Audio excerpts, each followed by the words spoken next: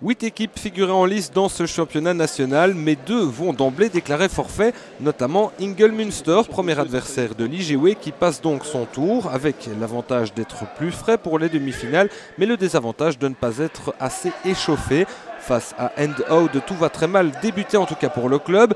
Rappel des règles, le club aligne 5 judokas. Le gagnant est connu au meilleur des 5 combats. Le premier en lice du côté de l'IGW en kimono blanc, c'est Thomas Platero qui s'incline contre Sales, plus fort. Deuxième combat, c'est Sébastien Clairbois qui s'y colle et lui aussi est défait 0-2. L'IGW n'a plus le choix, il faudra gagner les 3 combats suivants pour aller en finale. Jean-François Colpart ne va pas faire dans la dentelle, il ne fait qu'une bouchée de De Win, il le bat très rapidement. C'est le Français Sylvain Elfaïs qui s'illustre en 4e. Après une lutte âpre et un yuko, il permet à l'IGW d'égaliser à 2 partout.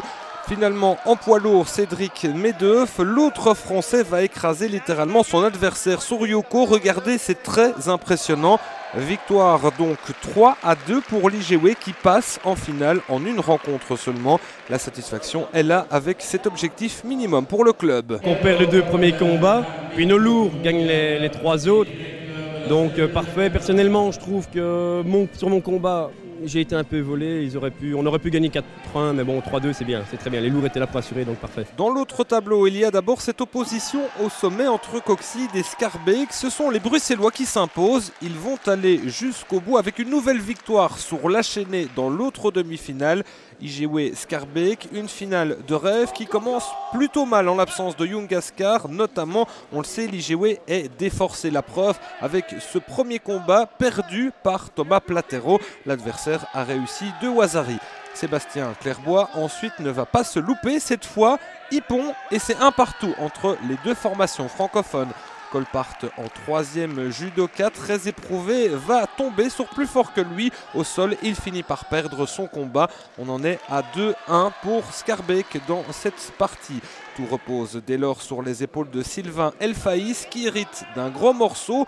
La lutte est très serrée et c'est au golden score que finalement l'arbitrage va flancher du côté de Scarbeck. L'IGW finit 2e de cette finale nationale avec un goût de légère déception. Il nous manque des éléments clés comme Young Ascar qui est au Japon.